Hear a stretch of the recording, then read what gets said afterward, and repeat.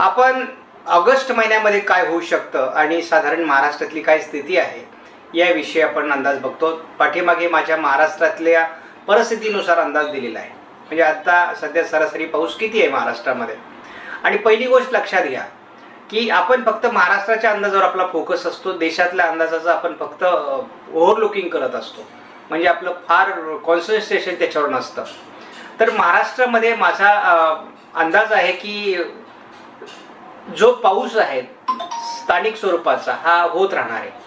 म्हणजे अधूनमधून हा पाऊस काही भाग बदलत पडतोय, तो स्थानिक स्वरूपाचा आहे आणि तो पडत राहणार आहे। आणि साधारण मग याच्यामध्ये विदर्भामध्ये आणि मराठवाड्यामध्ये दयनीय अवस्था मला बघायला मिळते। म्हणजे आज जर मी बघितलं तर मराठवाड्यापेक्षाही विदर्भाची अवस्था गंभीर होत चाललेली आहे। गडचिरोली सारखा जिल्हा 50-55% घट त्यामध्ये दिसते। इकडे उत्तर महाराष्ट्राची परिस्थिती भयंकर होत चाललेली आहे। यामध्ये जळगाव, धुळे, नंदुरबार तिन्ही जिल्हे दुष्काळी होत चाललेले आहेत। कारण नंदुरबारची परिस्थिती एवढी गंभीर आहे की 20% फक्त पाऊस झालेला आहे। म्हणजे जवळपास 76 ते 80% त्या ठिकाणी तूट आहे पावसाची।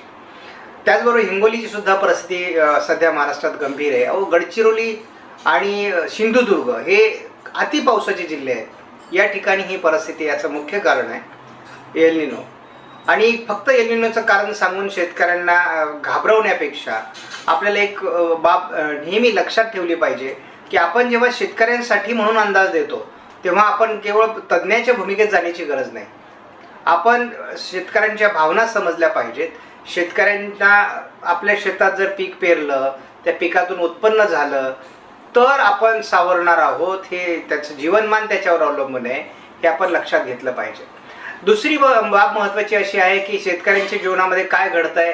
एकतर पावसाच्या अतिप्रमाणामुळे देखील पीक जात आहे, कमी पावसामुळे पीक जात आहे आणि पिकलंच तर त्याला भाव मिळत नाही आणि त्याच्यामुळे शेतकऱ्याचे जे दुःख आहेत ते संपण्याच्या मार्गावर नाही आहेत। मग अशा परिस्थितीमध्ये त्याला केवळ दुष्काळाची भीती दाखवून उदास करणं हे त्याच्यातल्या जगण्याची जी क्षमता आहे ती कमी करण्यासारखं आहे। त्यामुळे आपण दुष्काळ सांगणं म्हणजे फार मोठा गौरव केला आणि माझा अंदाज बरोबर आला हे कौतुक करून घेण्याची कुठल्याही तज्ज्ञाला गरज नाही। माझा प्रयत्न असा राहील की हा हे मान्य आहे, दुष्काळी परिस्थिती आहे, पण याच्यामध्ये तुम्हाला थोडा तरी आधार देणारा पाऊस कधी पडणार आहे याच्यावर सगळ्या तज्ज्ञांनी कॉन्सन्ट्रेट केलं पाहिजे। आणि मग त्याच्या माध्यमातून कुठे पाऊस पडेल, किती पाऊस पडेल, काय होईल हे सांगता आलं पाहिजे। भारतीय हवामान खात्याने एक निकष लावला काय की 100 मिलीमीटर पाऊस झाला तरच पेरणी करा। मित्रांनो 145 मिलीमीटर पाऊस अख्खा मराठवाड्यात 2 महिन्यात झालाय आणि तोही कसा झाला 10-20 millimetre, 10-20 millimetre, 10-20 millimetre, 5 millimetre, 7 millimetre पेरणी होऊ शकत नाही अशी परिस्थिती आहे। अशा परिस्थितीत देखील शेतकऱ्यांनी अति अल्प पावसावर पेरण्या केल्या आणि त्या पेरण्या आता जिवंत आहेत। नुसत्या जिवंत नाहीत, स्थानिक पाऊस ज्या ज्या भागात झाला आहे त्या ठिकाणी अतिशय चांगलं दिव्य अशा प्रकारचं पीक आहे। आणि मी तुम्हाला सांगतो माझा अंदाज आहे 60 ते 65% भाग महाराष्ट्रात अतिशय चांगली पिकं येणार। गेल्या 15 तारखेपासून मी असं बघतो की सातत्याने पावसाचं प्रमाण ठिकठिकाणी काही जिल्ह्यांमध्ये, काही तालुक्यांमध्ये, काही गावाच्या भागांमध्ये 8-10 गावांमध्ये असे पाऊस पडतोय। आता मला बीड जिल्ह्यामधून काही फोन आले की सर आम्हाला पावसाळ्यात झाला नाही आत्तापर्यंत असा एकच पाऊस झाला आहे, मुसळधार पाऊस झाला आहे म्हणे। म्हणजे अशा प्रकारचे मुसळधार स्थानिक स्वरूपाचे पाऊस देखील महाराष्ट्र बघतोय। सोलापूर जिल्ह्यामध्ये कुठे पाऊस नव्हता, ऊस जळाले त्यांचे, परंतु आज कित्येक विभाग असे आहेत त्या ठिकाणी स्थानिक पाऊस होऊन पेरण्या होत आहेत। काही शेतकऱ्यांनी ज्यांनी कमी पीक पाण्यावर, कमी पावसावर पेरण्या केल्या होत्या त्या अतिशय जोमाने आता वाढू लागल्या आहेत, कारण त्यांना आवश्यक असलेला पोषक पाऊस झालेला आहे। परंतु एक लक्षात घ्या, एल निनोच्या वर्षामध्ये कमकुवत मान्सून असतो, भाग बदलत अतिशय कमकुवत पाऊस पडतो आणि मग अशा परिस्थितीमध्ये पीक सगळ्याच भागातलं जगेल याची सुद्धा शाश्वती नसते। जेव्हा मी 65% पीक चांगलं येईल असं म्हणतो तेव्हा त्यात 35% असा भाग आहे की ज्यामध्ये पीक आलं तरी जगण्याची गॅरंटी नाही आणि काही ठिकाणी पेरण्या होण्याची शक्यता कमी आहे। महाराष्ट्रात बहुतांश भागात पेरण्या झाल्यात, तर काही ठिकाणी पाऊसच पडत नाही आहे. मग अशा ठिकाणी शेतकरी धास्तावलेला आहे. त्याला माहिती आहे की जर या परिस्थितीत मला वर्ष काढायचं असेल तर काय होईल. परंतु शेतकऱ्यांना मी एक आनंद वार्ता सांगेल की आता होतं असं की आता सध्या 1.5 अंश सेल्सिअसवर एल निनो आलेला आहे आणि तो जेव्हा 2 अंश सेल्सिअसवर जातो तेव्हा पावसाचं प्रमाण अजून कमी होणार आहे. म्हणजे आपण जर ऑगस्ट आणि सप्टेंबर महिने बघितले तर एल निनोच्या कालावधीमधली सगळ्यात बॅड सिच्युएशन किंवा वाईट परिस्थिती या ठिकाणी या 2 महिन्यांमध्ये आहे. कुठलंही मॉडेल चांगला पाऊस दाखवत नाही. पण एक गोष्ट लक्षात ठेवायची की जसा आत्ता 2 कमी दाबांची परिस्थिती आपण बघितली, जी उत्तर बंगालच्या उपसागरात तयार झाले, त्यांनी छत्तीसगड, झारखंड आणि बिहार, उत्तर प्रदेश, मध्य प्रदेशमध्ये चांगला पाऊस दिला. त्याच पद्धतीचा पाऊस आपल्याला ऑगस्टमध्ये आणि सप्टेंबरमध्ये, ऑक्टोबर आणि नोव्हेंबरमध्ये सुद्धा पाऊस होणार आहे, लक्षात ठेवा. आणि आपल्याला हे 4 महिने म्हणजे आता मान्सून पुढे सरकला का असं तुम्हाला वाटेल थोड्या दिवसासाठी, पण तसं नाही. एल निनोच्या वर्षामध्ये असं घडत असतं. तर आपल्याला आयोडी पॉझिटिव्ह जेवढा लेट होईल तेवढा आपला पाऊस देखील लेट होणार आहे. पण ऑगस्ट महिन्यात जेव्हा विशाखापट्टणमच्या दरम्यान कमी दाब तयार व्हायला सुरुवात होईल आणि ते कमी दाब विशेष असं आहे की महाराष्ट्रावर येतात. सुरुवातीचे कमी दाब, अगदी पहिला कमी दाब तुम्हाला विदर्भावर आलेला दिसेल, दुसरा मराठवाड्यावर आलेला दिसेल, तिसरा पश्चिम महाराष्ट्र, मध्य महाराष्ट्र आणि उत्तर महाराष्ट्रावर आलेला दिसेल. आणि मग हे पश्चिम महाराष्ट्र, दक्षिण कोकण असं सरकून मग हे गोवा, कर्नाटक असे खाली खाली सरकतात.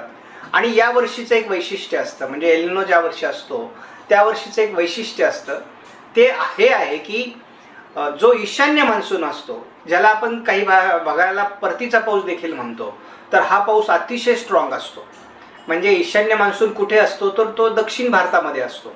मग यामध्ये आंध्र प्रदेश, रायलसीमा, कर्नाटक, तामिळनाडू, केरळ, तेलंगणा या राज्यांमध्ये पाऊस असतो आणि ह्या ओरिसामध्ये पण हा पाऊस असतो. तर हा पाऊस महाराष्ट्राच्या दक्षिणी पट्ट्यात पडणार आहे. म्हणजे पश्चिम महाराष्ट्र, दक्षिण कोकणात हा पाऊस आपल्याला बघायला मिळणार आहे, दक्षिण मराठवाड्यात सुद्धा. त्यामुळे मी अंदाज सुरुवातीला देताना असा दिला होता की उत्तर महाराष्ट्र, उत्तर मराठवाडा आणि पश्चिम विदर्भ या ठिकाणी यावर्षी पाऊस कमी राहील.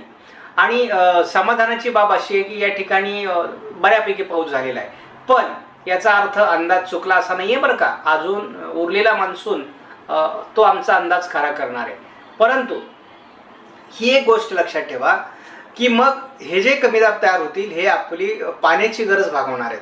म्हणजे आता ज्या नद्यांना कोरड्या पडलेल्या आहेत, बंधारे भरलेले नाही आहेत, बऱ्याच आपल्याला अहिल्यानगरचे बरेच तालुके असे दिसतील किंवा जालन्याचे तालुके दिसतील, पिकांपुरता पाऊस होतोय, पाण्याचे पाऊस कुठे आहे. आणि आपण ज्याला पावसाळा म्हणतो तो पावसाळा अनुभवायला कुठे मिळाला आपल्याला. जेव्हा आमची नदी खळखळते, आमचे बंधारे ओव्हरफ्लो होतात, आमच्या विहिरींना काठोकाठ पाणी येतं, त्या दिवशी आम्ही समजतो की आमचा पावसाळा आहे, आम्ही पावसाळ्यात जगतो आहोत. तर तो पावसाळा कधी असेल हा जो माझ्या शेतकऱ्याच्या मनातला प्रश्न आहे.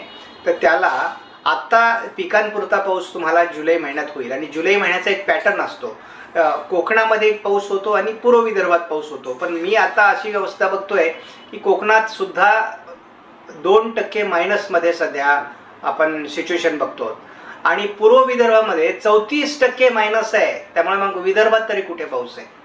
अहो, गडचिरोली सारखा जिल्हा घटमध्ये आहे. आपल्याला एक गोष्ट या ठिकाणी स्पष्टपणे जाणवते आणि ती म्हणजे दुष्काळ हा विदर्भ, मराठवाडा, उत्तर महाराष्ट्र आणि पश्चिम महाराष्ट्र या ठिकाणी त्याची तीव्रता आहे. केवळ कोकणात अतिवृष्टी झाली आणि घाटमाथ्यावर चांगला पाऊस झाला म्हणून आपल्याला अहिल्यानगर किंवा छत्रपती संभाजीनगर, पुणे, सातारा आणि सांगली, कोल्हापूर यांची आकडेवारी चांगली दिसते. पण त्यांची पूर्व भाग बघा ना, त्या ठिकाणी सुद्धा दुष्काळी परिस्थिती आहे. त्यामुळे माझ्या शेतकऱ्यांना माझी विनंती आहे की घाबरून जाऊ नका. ऑगस्टमध्ये आणि सप्टेंबरमध्ये देखील कमी दाबांचा प्रभाव महाराष्ट्रातील हवामानावर होईल आणि आपल्याला पिकंही वाचतील आणि पाण्याचे पाऊस देखील होतील. परंतु आपली अडचण अशी आहे की ते सगळ्याच विभागात होतील का याची जरा शंका आहे. आणि त्यामुळे तसं हे कमी पाण्यावरचं वर्ष असल्यामुळे शेतकऱ्यांना माझी हात जोडून विनंती आहे, तुम्ही जनावरांना चाऱ्याची व्यवस्था करा. पाऊस पडला, पैशाची पिकं करण्याच्या मागे जाऊ नका. तर तुम्ही काय करा, सारा आणि उरले जे आपल्याकडे पाणी साठे होतील ते जपून कसे वापरता येईल याच्यावर काम करा.